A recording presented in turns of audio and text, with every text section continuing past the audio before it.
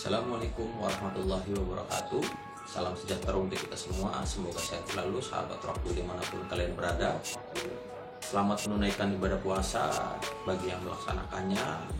Semoga ibadah puasa kita diterima oleh Allah Subhanahu wa Ta'ala. Semoga sehat selalu sahabat Rockpool dimanapun kalian berada. Kembali lagi dengan channel Rockpool, channel yang konsisten membahas perawatan burung cucak hijau. Baik sahabat Rockpool, jangan lupa like, share, komen, subscribe agar channel ini bisa berkembang. Sedikit berbagi pengalaman, tidak bermaksud untuk mengajari atau menggurui, hanya sedikit berbagi pengalaman tentang perawatan burung cucak hijau. Jadi banyak pertanyaan di kolom komentar yang mungkin saya tidak bisa sebutin satu persatu, dan pada intinya pertanyaan ini lebih tepatnya, burung ketika di rumah volumenya keluar kenceng tembus, tapi ketika digantangkan seperti ngeriwik atau menipis, istilahnya menipis ya volumenya ya. Jadi pada dasarnya burung cucak hijau ketika di rumah sama di lapang itu beda ya sahabat Rockpool. Jadi ketika di rumah mungkin dengan volume yang menurut kita itu paling kencang atau tembus lah volumenya, tapi ketika digantangkan volumenya menipis. Ada beberapa faktor sebenarnya. Jadi mungkin karena kelelahan atau juga karena birahinya, istilahnya kalau sekarang itu birahi yang nahan ya, atau birahi ngempet ya.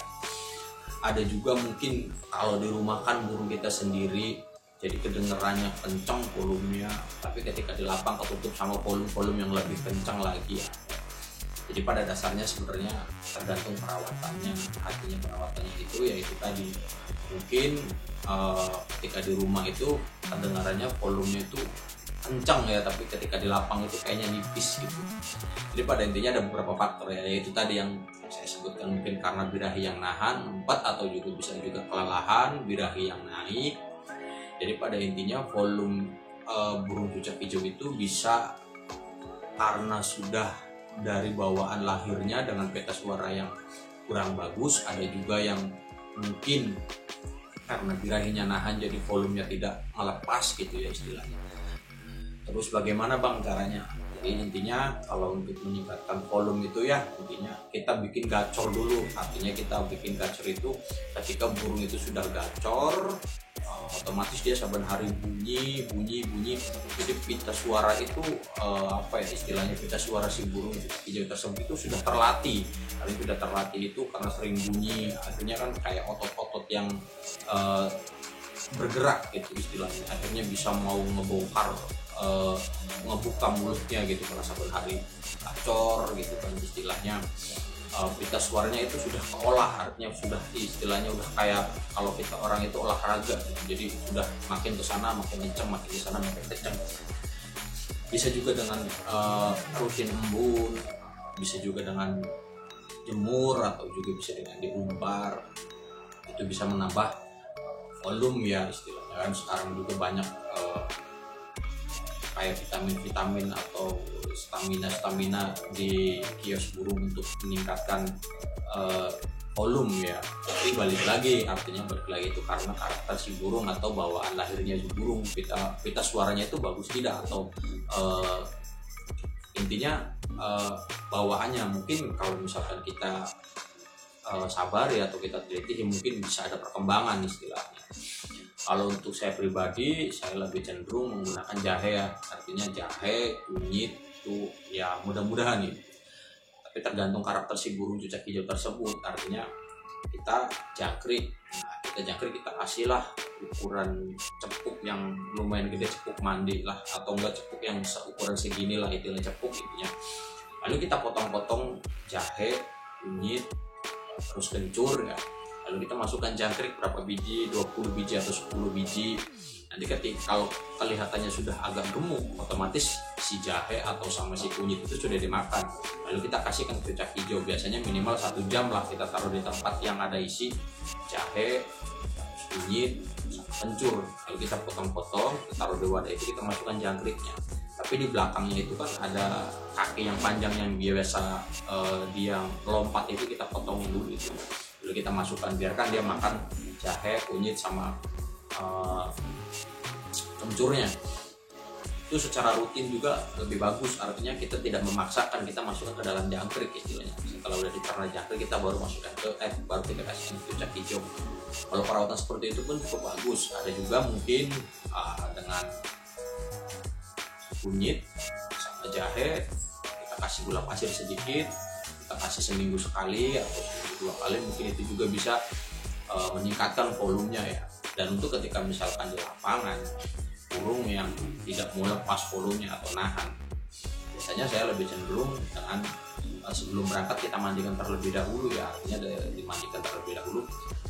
Misalkan untuk hari Minggu otomatis kita tidak mandikan nih dari hari Jumat, Sabtu. Nah ketika Minggu pasti dia mau mandi, karena kan burung cucak hijau itu ketika dijeda mandinya dia pasti mau mandi pules.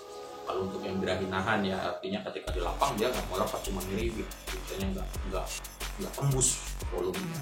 Jadi pada intinya dari volume itu yaitu tadi ya kata trouble ya, bisa juga karena bawahan lahir, bisa juga karena mungkin birahinya nahan, atau juga salah perawatan.